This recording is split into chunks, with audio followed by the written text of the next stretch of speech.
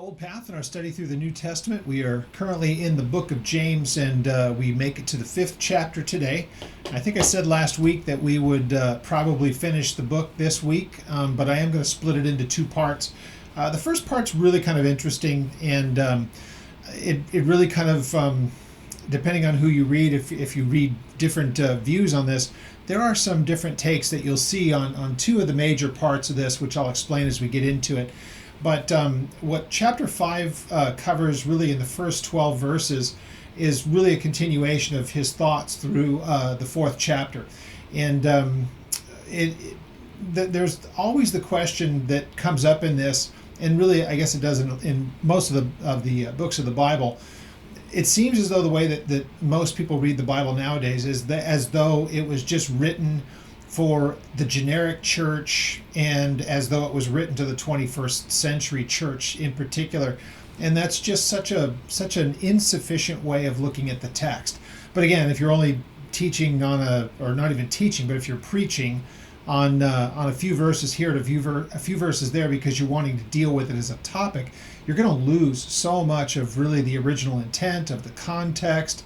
And again, whatever a person's doctrine and theology is probably going to even kind of influence the way that they interpret what they're reading. But to me, the governing part of this is what we see in the opening verse of this and the intended audience here. And I want to say this before we get into it. Of course, I'll reemphasize it once we get into it.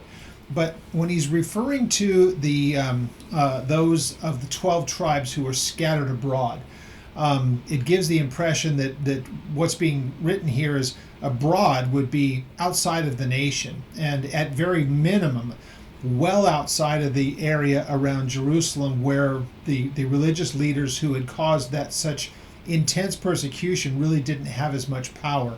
So with that being the case, the intended audience here is those people who would qualify as national Jews and yet also believers, because he's encouraging them to walk rightly before God in a New Testament sense. James is not writing to unsaved Jewish people, in my estimation, just from everything that we've read to this point.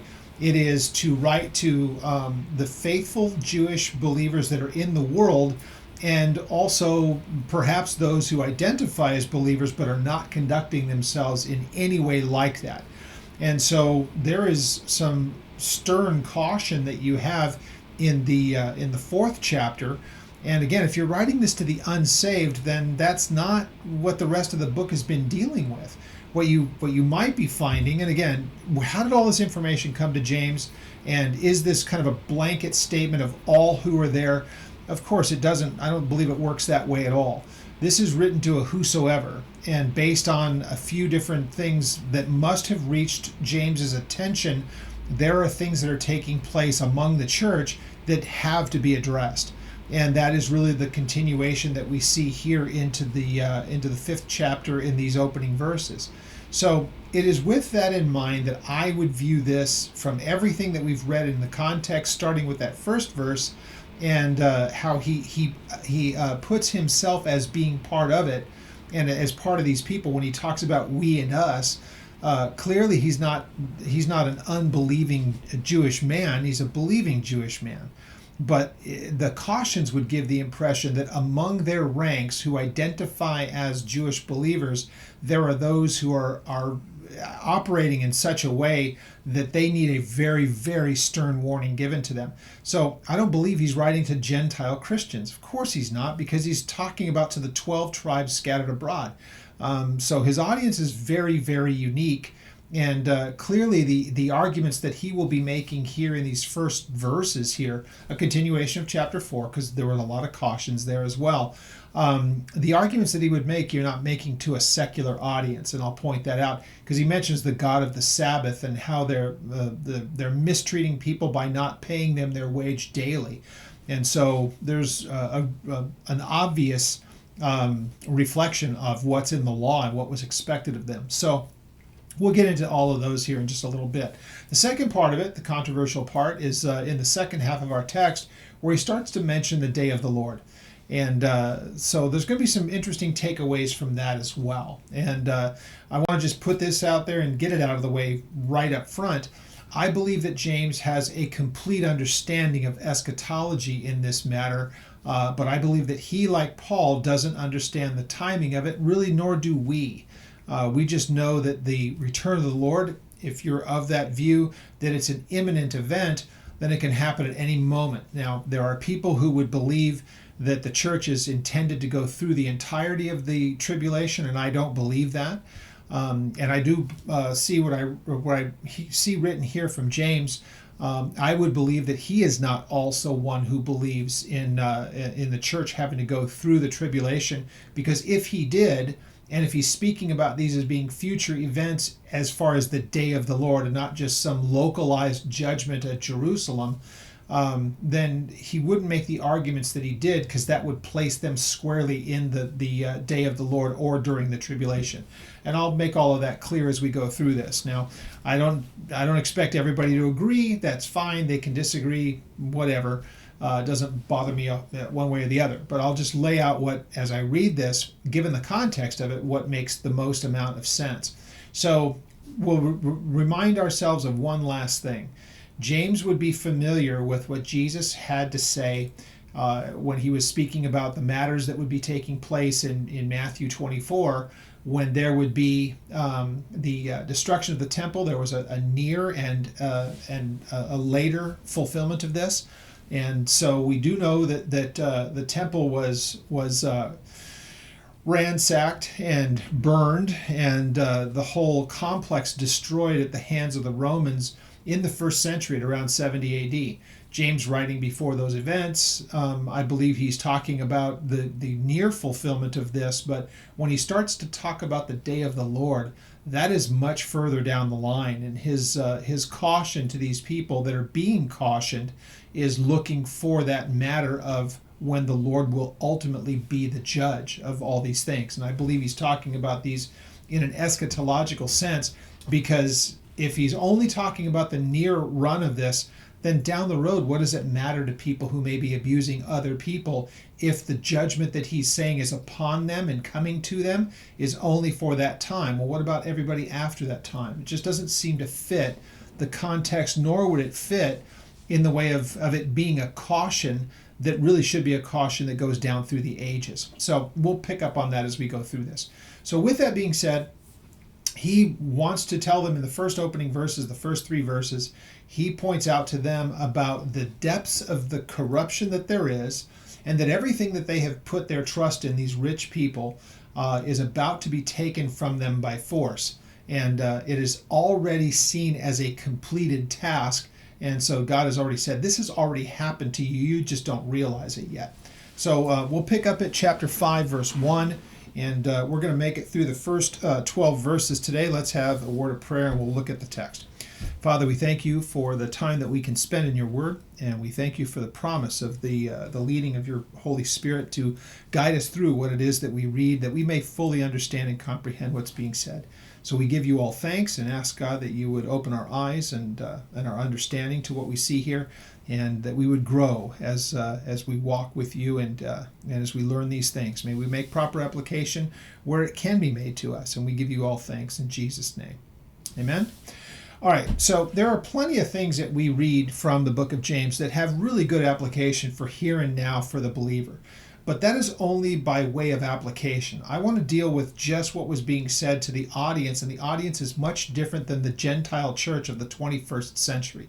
This is written to the first century Jewish people who had come to a belief in Jesus, and at very least, he is referring to those who are numbered among them who have begun to do very worldly things and to extort and rule over the people, and it was never supposed to be the way that they were supposed to conduct themselves. The other option, which I don't agree with, is that this is also being written not only to the Jewish believers, but to Jews who are in the world who are not believers.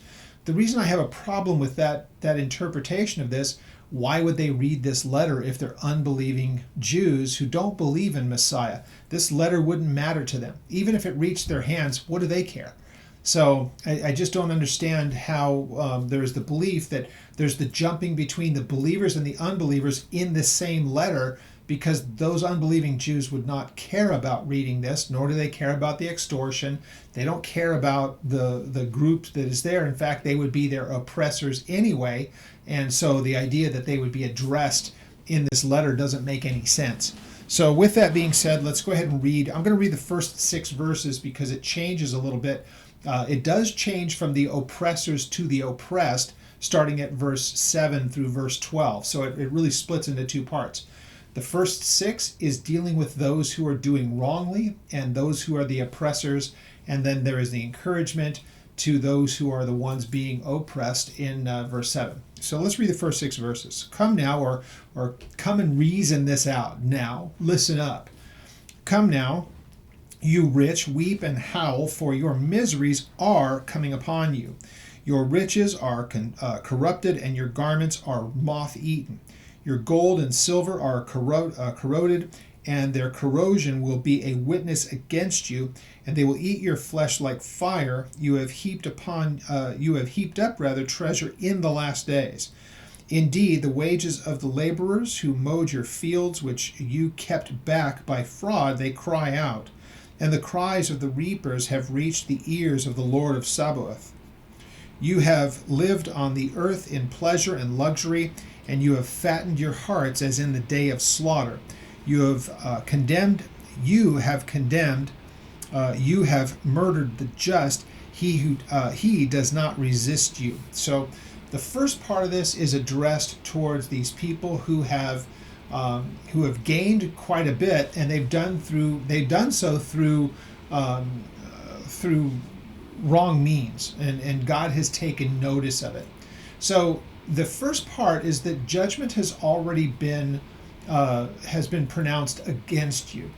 Your actions have brought about the judgment, and you don't even realize it. You look at everything that you've gained by deceit and by wrong means. You look at it as though it's wonderful, it's perfect, it's everything that you want, but you're so blind to the way that you gained it that God has already judged it, and it is corroded in front of you. You just don't see it. So he uses a lot of that imagery. Now, judgment is really something that is addressed in both parts of what we're looking at here.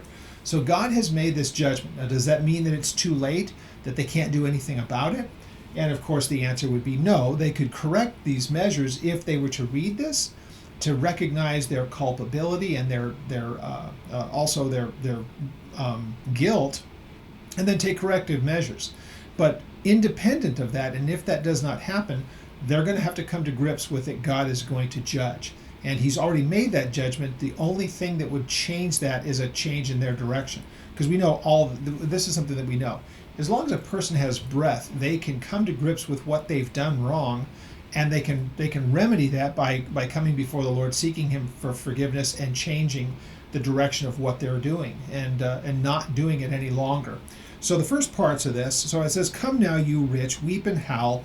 And the howling is really kind of looking more towards that national, or not the national, but the personal mourning, where there's the outward emotion, and it's vocal. It's the understand what you've done, and let it be something that so grips you that you cry out, agonizing over what you've done. And so when he gives that imagery, he says, for your miseries are coming upon you. They are already in effect. Though you don't see them, it's already in motion. Now, there are some who point to this and they say what is actually on the horizon is looking at the things that will happen at Jerusalem to the Jews who are there when the Romans finally bring this to a culmination. Remember, the people that would have been scattered at this point are not scattered because of the Romans. They're scattered because of the persecution that has come at the hands of the unbelieving Jews.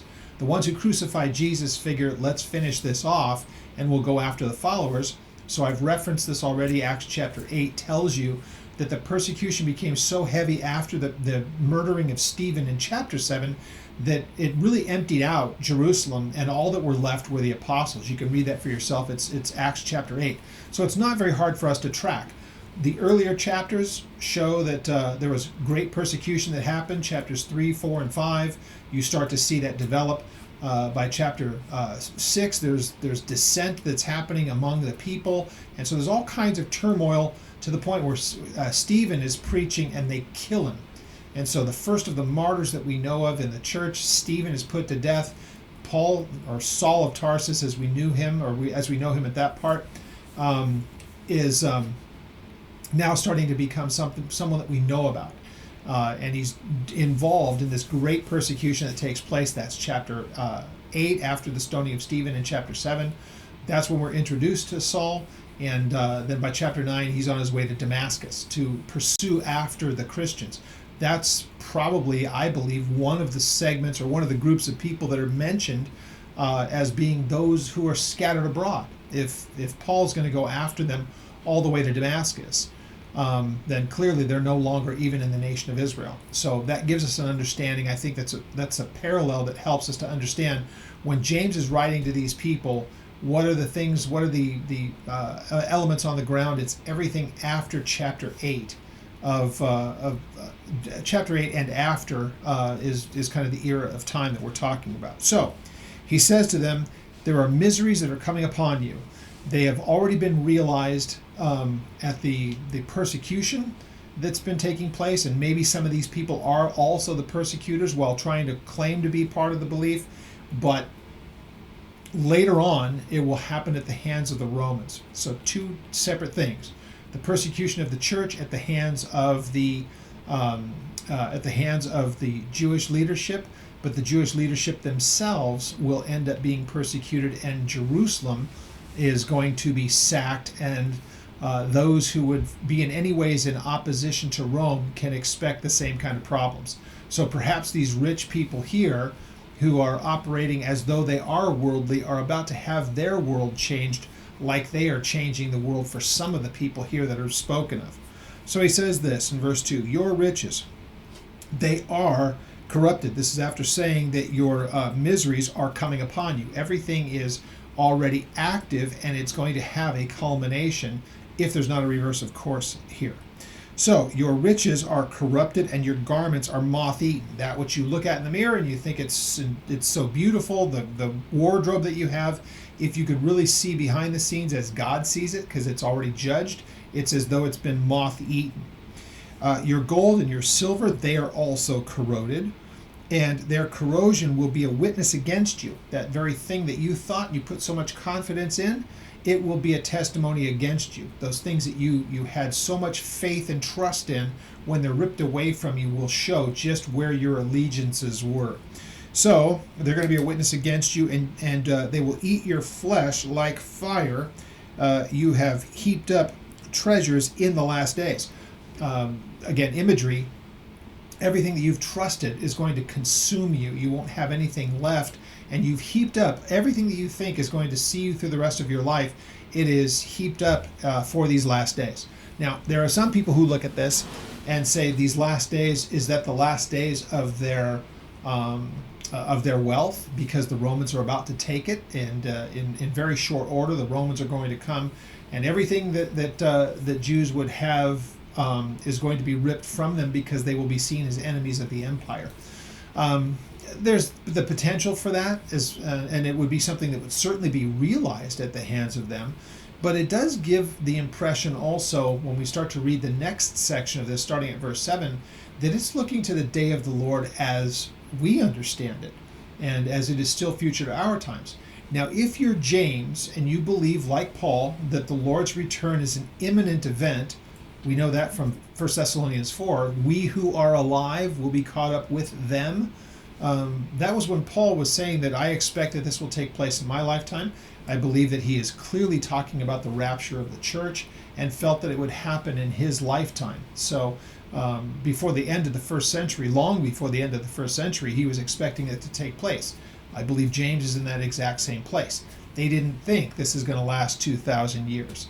So if James is like Paul, which I believe that he is, when he starts talking about the sacking of Jerusalem as being part of the day of the Lord, as all one event, he's thinking this imminent event is about to take place, and everything that they've trusted in is going to be taken from them, and they will understand the full wrath of what God is going to do in the way of being their judge. You're going to see that in the next section.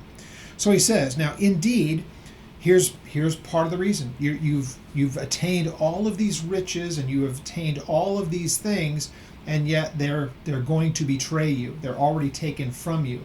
And so he shows how they've amassed these things not because of any merit of their own, but by defrauding others, which he mentions here in verse 4.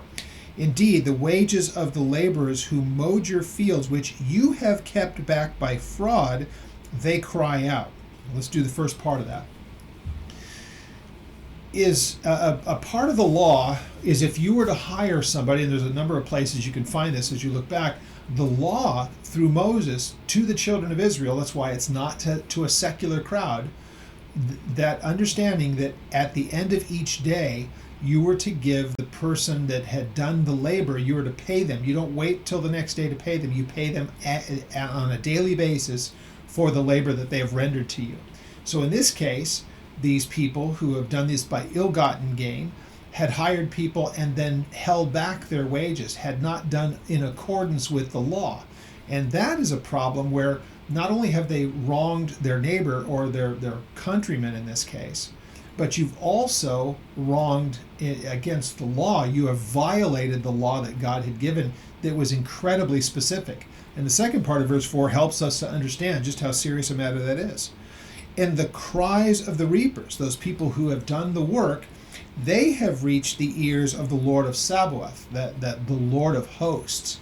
So this is intended, again, if this is unbelieving Jews that are being spoken of here, they won't read the letter. Why do they care about that? But if they are people who would see this letter circulated, because it would be among the church that's been scattered abroad, comprised of Jewish people coming from that nation, to be able to say the Lord of Sabaoth, that way of saying the Lord of hosts, that is intended to get their attention. And he's going to throw on more than that. You have lived on the earth in pleasure and luxury, and you have fattened your hearts as in the day of slaughter. Again, a very Jewish understanding. That fatted calf, the fatted animal that's been made ready for the day of sacrifice and feast. You've done that to yourself. It's as though you fattened yourself up for the sacrifice and what's coming. So you're no different than the ones that we, as a nation, would have fattened up for the feast days or for some other reason. So remember the parable of the prodigal. They took the fatted calf, the one that had been made for such a time of festivity. Same kind of a thing. There's also that time, if it's an offering that is to be offered before God and some of it kept for the people, it was prepped and made ready for that time. Well, here the same thing. You have fattened yourself up, but you don't realize it's for a time of judgment. So it says, going along to them, continue on. And remember, this is also the stuff that you see at the end of chapter 4, when he starts to pronounce a number of judgments against them because of their evil and their wickedness. It says, you, the people that being addressed here, the rich, you have condemned and you have murdered the just. He does not resist you. Now, some people would look at this as the one who is just, thinking about that it's Jesus, that you've murdered the just, and that he has not resisted you. Jesus is not being mentioned here. That's not the context. The people who are being exploited and put to the place of even death potentially, again, whether this is literal or if it's figurative, that you've murdered in your heart like we've talked about in chapter 4. But if it's a literal thing, if there's a person who's bringing a charge against the rich person and they have them murdered, it's really no different than what the Jews did to Jesus at the time in their resistance to him. So it's really basically the same thing. You murdered the Lord, now you're murdering the people who follow him and are like him, and just as Jesus did not resist, so they do not resist as well. However, God is keeping account of it. So that's the first part. Now, what we find certainly in the culture, without question, definitely in the culture, there is a real marginalization and an attempt to try to villainize anybody who is seen as wealthy or rich. Many of them deserve all of the ridicule that they get. But there is nothing that is evil about riches depending on how they're gained. I want to look at the parallel with this from Timothy. So let's turn to 1 Timothy 6 and what Paul has to say to him. because I want to make sure that we're okay with what God has to say about the idea of riches. And you've probably heard this verse quoted, many of you, and many of you all would probably also know that it's quoted incorrectly. How many times have you heard money is the root of all evil? Said just like that. Money is the root of all evil. Well, when it comes to the matter of riches, if you're quoting it that way, it makes it seem as though anybody who has anything more than just what they need, if there's any kind of excess, then that's the root of evil. And that is such a complete ripoff of what the text actually says. So I wanted to look at this in 1 Timothy 6. And we're going to look at where that quote actually is and to show how much different this really is. Because again, whether it's 1 Timothy 6 or whether it's James chapter 5, it is not a vilification of those who have wealth. In fact, as we already saw in chapter 5, you've become wealthy, and one of the great ways we can see it is that you've withheld from people who deserved something, and you've held it back. And if you're holding it back from them, then that means that you're retaining it. So you're the beneficiary of defrauding them. That's the problem here. As we will see also with Timothy, look at what we see. Let's see. Let's just look at verse 6, just so we can get running to it. So he says, you know what, we should... The idea that people have gain, we'll do it at verse 6, because time is going to keep us from really looking into this. I don't want to make this a study on 1 Timothy 6. Look at verse 6 of 1 Timothy 6. For godliness with contentment is great gain, for we brought nothing into this world, and it is certain that we will carry nothing out. Having food and clothing, therewith shall we be content. But those who desire to be rich fall into temptation and a snare, and into many foolish and harmful lusts, and they drown men in destruction and perdition. That is about as close as you're going to get to James 5 anywhere else in the scripture. They are saying, or as the old saying goes, they are singing from the same hymnal, both James and Paul. So the problem is there are those who, because of their pursuit of riches, they have corrupted themselves. That's one of the things I just find, man, you will never hear one of those preachers on TV that are always talking and barking about prosperity.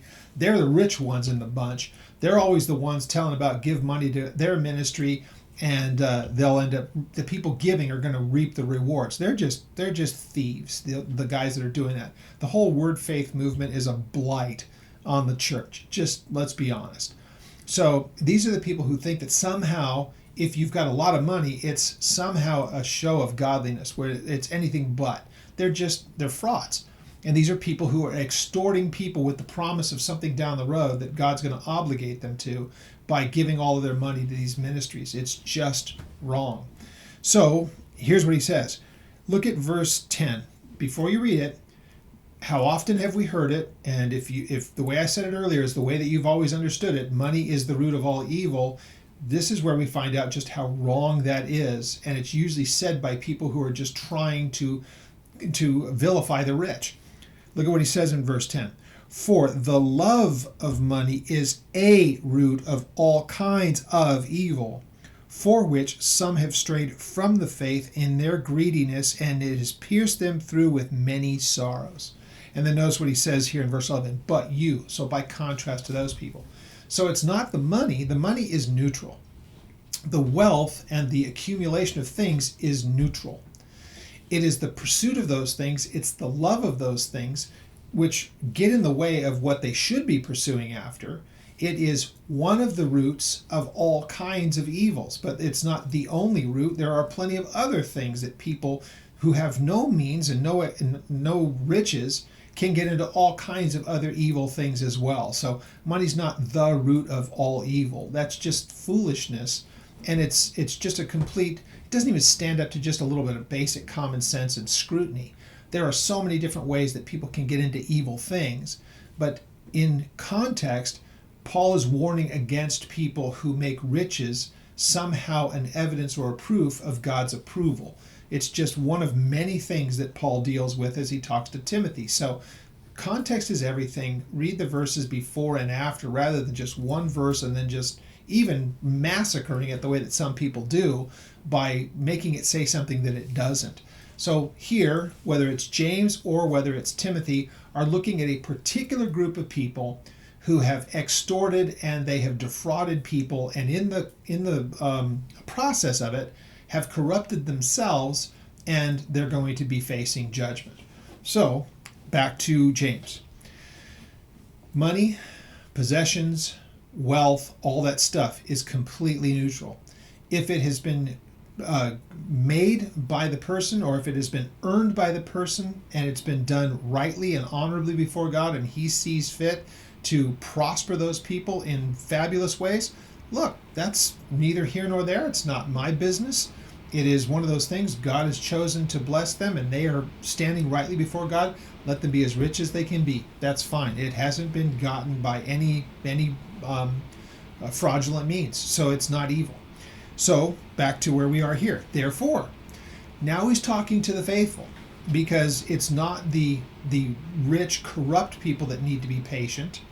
Rather, it's the people who are being oppressed who need to be patient. Therefore, to those people who are the ones that are mentioned here in verse 4, the wages of the laborers that mowed your fields, they have been kept back by fraud. They cry out, and the one who hears them is the Lord of hosts. That's just a statement of faith. That is a caution, and it should be a fearful caution to the ones who are doing wrongly, and the ones who are wrong or causing wrong to the people here in verse 7. Now he wants to take up their cause and let them know that God sees that, as he said in verse 4, and here's what is laying in wait. Therefore, to you people who have been defrauded, be patient, brethren, until the coming of the Lord. See how the farmer waits for the precious fruit of the earth, waiting patiently for it until it receives the early and the latter rain. So, the patience is to recognize the Lord is about to do something that will be a way of avenging these things. But he mentions it as the day of the Lord, and that's a term that's really pretty much reserved for the day of judgment, not in just the local sense with a small segment of the society, these rich people who have done the things that they've done. This has much more of a universal kind of a feel, especially when he mentions the day of the Lord. So he's saying, the day of your vindication and of your freedom and your liberty is coming. Even though there are people here and now that extort and do these wrong things to you and they defraud you, the day is coming, and it's at hand that God will be the avenger. So if James says this, and it seems because of the wording that he uses here, it's not just that God's going to avenge these people that are this small segment that's been wronged in a world that's filled with this kind of stuff, but rather if it's a universal kind of a thing, the Lord's coming back and he will judge the earth. I've said it earlier, I believe that James is in the exact same place that Paul was, believing that the Lord's return was at hand. And then that's when he will start to make all these things right. Those who have done wrongly will have their time where they're going to have to answer for these things. Now, if that's the case, James would not be saying things quite the way that he is saying. If he believes that this is the end days kind of thing, the return of the Lord, then he wouldn't be looking at it as it's the day when Jesus returns to judge the earth, because that would put them squarely in the tribulation. And his wording doesn't give the impression that they are in the tribulation, because that's different than anything that the world has ever seen. He's talking about there's things that are wrong, but he's not talking to people like they're during the tribulation. That makes no sense whatsoever. Now, the thought that many people have who believe that the church needs to go all the way through the tribulation, I've read something recently that somebody had written, and a person chimed in and said, yeah, it's arrogant that the church thinks that it should somehow escape when there's other members of the church in other parts of the world that are being persecuted for their faith and they're being put to death. Why should we think that we will escape? And the thought process behind it is, if they suffer, then we should all suffer. But I can think of so many people since I got saved who have gone to be with the Lord who have never faced persecution in their life. So if the idea was that every Christian should be persecuted equally, you got to explain that to the bunch of people who have gone on to be with the Lord and have never had to deal with it. So it's just not a very well-reasoned belief that people would have. Why should we escape when our brothers and sisters are being persecuted in other parts of the world? Well, how about the other people that have already gone on to be with the Lord that we know since we've been believers and watched them go through an entire life with no persecution. The whole idea, reason it all the way through, and it falls flat, that argument. So, I believe, if I haven't made it abundantly clear, I believe that James, like Paul, says, look, the Lord's coming for the church at any time. And when he comes for the church, he's going to go through those matters of the day of the Lord. They're not intended for the church. They're the time of Jacob's trouble and those who dwell upon the earth. Those are the people being judged. Why it would be for the church makes no sense whatsoever. Because the church, if it's known and found out during the tribulation by the time of of chapter 13 and the mark of the beast, if you're part of the church, you are dead because your testimony. You will not accept the mark. You're going to die for that. So the church at that point would be completely underground, could not be effective in any way of ministering to the world. They would just be eradicated if they showed their face.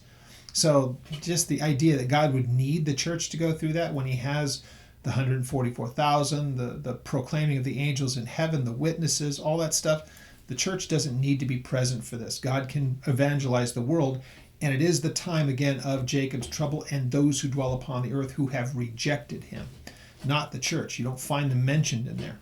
So if that's the case, again, James thinking the time of judgment is at hand. The church should not have to go through that. The Lord will return for that, and then he will mete out the judgment on the earth. So therefore, verse 7, be patient, brethren, until the coming of the Lord. See how the farmer waits for the precious fruit of the earth, waiting patiently for it until he receives the early and the latter rain. So again, the coming of the Lord. If the church is supposed to be waiting for the coming of the Lord like the second coming, they're going to go through tribulation and wrath like the world has never seen. So somehow, the church that Jesus has redeemed with his own blood, a portion of it, a very small portion, considering the last 2,000 years, is going to have to go through a time of tribulation such as the world has never seen.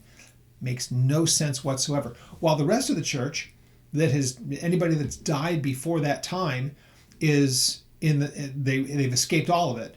Only some little tiny small part of the faithful remnant church is going to go through tribulation like the world's never seen. Insanity that people believe that. So it says, you also be patient, establish your heart. And the establishment is setting it in a firm place.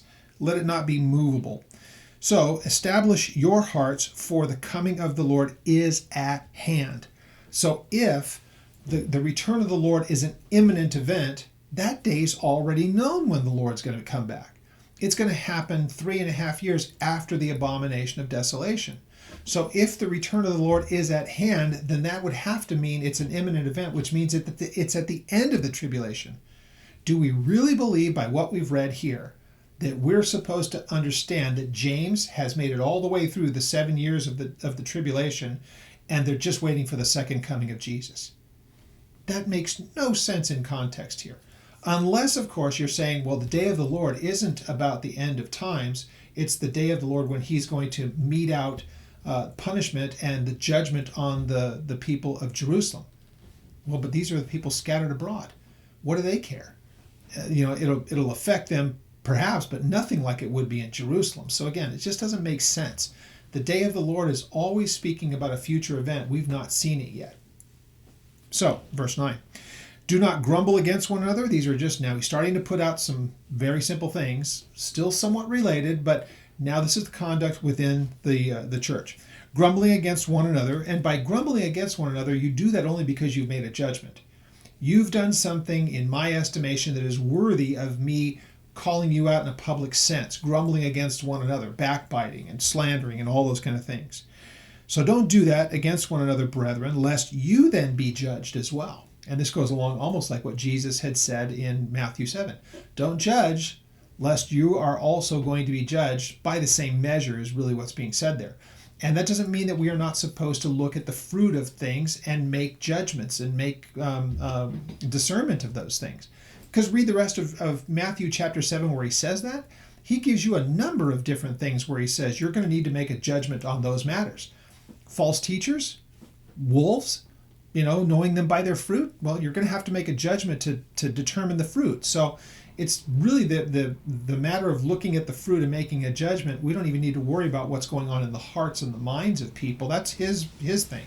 We can't know that stuff. That's off limits to us. There's no reason for us. But we can certainly look at whether or not fruit is good or bad, and whether or not it's poison or if it's good. So with that, he says, don't grumble, don't make judgments against one another, brethren, lest you also be judged in the same way. And then here, again, giving the real firmness to this, he says, behold, the singular judge is standing at the door, speaking of God. And again, he's talking about this as being an imminent event. It's at hand. So again, if the idea that it's the Lord who's judging, this goes beyond Rome in 70 AD. This goes beyond something in the earthly sense. It's the Lord who is going to judge this in the day of the Lord. And everywhere else when that whole phrasing is used means the same thing. It's an end times thing, future to even our day. James just felt, like Paul, I believe, that it was going to happen in his lifetime, or there's no reason to say these things in the way that he's saying them as being an imminent event. Okay? So, verse 10, my brethren, take the prophets who spoke in the name of the Lord as an example of suffering and patience. So we know what the prophets went through, and they never stopped doing what God had asked them to do, even to the point that it cost them their lives. So if a person would say, okay, I'm hearing what you're saying, James, but I'm having to endure an awful lot of stuff. When is enough enough? So James is going to give two examples. Just he's saying these things almost rhetorical because he's giving the answer. If you're wondering how much we're supposed to endure, think about the prophets. There's a lot of them in their history. And again, you don't write this to the Gentiles, because it's not a history of the Gentiles. It's a history of the Jews when you start talking about prophets in the book of Job, as well as mentioned here. So that's their history. It's Jewish history. So consider the prophets. What were they doing? Well, these were people who were patient. They did what God had sent them to do. They were faithful to that commission that God had given them. The message, they continued to preach it until they were no longer able to. Many of them were put to death. But they went through all kinds of adversity and persecution and suffering, and even some of them being put to death, but they did what they did patiently, enduringly, long-suffering, because God had not said, do this only for a limited amount of time, do this all the way until the end. So, as we have the prophets, they had the prophets as the example, endure these things until you can no longer endure them, is what what James is making sure that they understand. So with this, he's able to say, then my brethren, take the prophets who spoke in the name of the Lord as an example of suffering and patience. So remembering this, the scriptures are put there. Paul would say this in 1 Corinthians 10. He only gives examples of the time of the Exodus, from the time that they left Egypt until they came into the promised land when you read chapter 10. And those things were given as reasons for example, that we don't want to do the things that they did, and they're murmuring and complaining and going outside of what God had prescribed. And they were also given to us as an admonition, that we would be, given warning, admonition, that we don't want to follow what they have done. We don't want to do the same as they've done. Here you have the total opposite. Remember the prophets. Remember what they went through. You know their history. You know their message.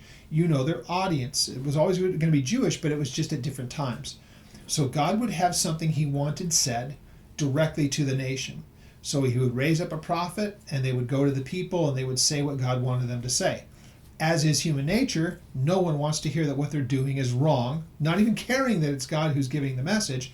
They just want to shoot the messenger. We're familiar with that phrasing, is like shoot the message, or don't listen to the message, but rather shoot the messenger. So it's you only hear what you want to hear. And it's such a human thing. It's unfortunate, but it is very much a human trait that we do. So we don't want to hear the things that are said in the way of correction. But here is the people who are going through the persecution. He says, remember the people who are like you, who are faithful to God, and he has given to you a commission. There are things that you are supposed to do in this world. Be patient, even if you're enduring sufferings. It's only for a time, but be like they are, and don't make the mistakes that we've seen at other times where people had been reached by God by the prophets and rejected their message. So, indeed, verse 11, we count them blessed who endure. Yes, we do. And who's one of those examples? Job is mentioned here. You have heard of the perseverance of Job, and you have seen the end intended by the Lord, that the Lord is very compassionate and he is merciful. Interesting that he uses Job here, because of all of the people that they would have in their history, Job is kind of like stands alone as a person who wasn't a prophet, but he was also one who had to go through just unimaginable adversity. But let's remember what we learned from the book of Job and what was said there. In the book of Job, it begins, chapters 1 and 2, it's repeated in both chapters separately, but it's first of all, God says to Satan, consider my servant Job. Then the first accusation is, well, the only reason that he follows you or cares about who you are, God, is because you give him things and you've blessed him. So take away everything that you've blessed him with, and he'll curse you to your face. He would do it if you were standing right in front of him. He'll curse you because you've taken away what you've given him. So everything is able to be taken away in an instant, and from family to possessions to everything. And he does not curse God. That was the accusation. So everything that the devil said as accusation against Job, all of that was allowed. God allowed it to take place because, again, it was an accusation that anybody could have used for the rest of known history. If you will make some kind of exclusion for your people and give them things, the moment that you take it away, then they're gonna curse you to your face. Well, of course, that never took place, and so the devil said, well, it's not enough. But if you touch his physical body, if you make him sick, or if you allow horrible things to happen to him on the personal side of it, in addition to all the things that you've taken away, that will certainly be enough. So again, it's an accusation that would be able to be raised by anyone for all of eternity, to be able to say, well, if God had blessed me like he blessed Job, I would have loved him as well. The only way to prove that is to take everything that was given to Job, and even the things that he could have expected, just normal health, all of it was taken away from him in chapters 1 and 2. And still, nonetheless, he continued his integrity. Made a lot of assumptions along the way, but he never cursed God, which was ultimately the accusation. So that's what they know about him. They know the whole story. So what James says, you have these people who are doing the things that are just causing such misery to you, but they're ultimately the miserable ones, and they're the ones who God is going to judge. You, on the other hand, are not in that place of judgment, though in the here and now, you're going through some very difficult things. So let me give you this encouragement, James would say. Consider the prophets, because you're not the only ones that have ever gone through this. Consider Job. Whatever you're going through, consider how bad it was for him, and it would have a twofold thing in their ears. Yeah, you're right. As bad as it is for us, it's nothing like what Job went through. And let's remember the outcome of Job, that God restored everything to him and then some once it was all said and done. So it is an encouragement in the midst of difficulty, in the midst of trial. So then this verse 12 is not like a summary of what's already been said. It's kind of more looking at it in a way of saying, and there's one other thing, because he's starting to go through a number of things. So in this one, in verse 12, he says, but above all, my brethren, do not swear either by heaven or by earth or any other oath. Now, whenever you hear "don't swear," we're thinking about it in the terms like we use the language. But it's very, very clear by the context that's here. He's not talking about swearing in the way of using profanity. That's not the matter here. It's about whether or not you're taking an oath. And don't swear by some other authority. So, God is my witness, I'm going to blah, blah, blah. Or I swear to God. We used to say that all the time as kids. And I don't say that anymore. First of all, I know I'm not supposed to take those oaths. But also at the same time, I don't want to use God as my as backing me up on something when he hasn't given me consultation to do so. Now, if we see something that's in the Word that we know for sure, like I can say, well, this is what God has said, so I agree with this, and I am telling you by the authority that God has put in his Word, this is what he has said. That's different than taking an oath, because you're pledging yourself to some kind of an outcome.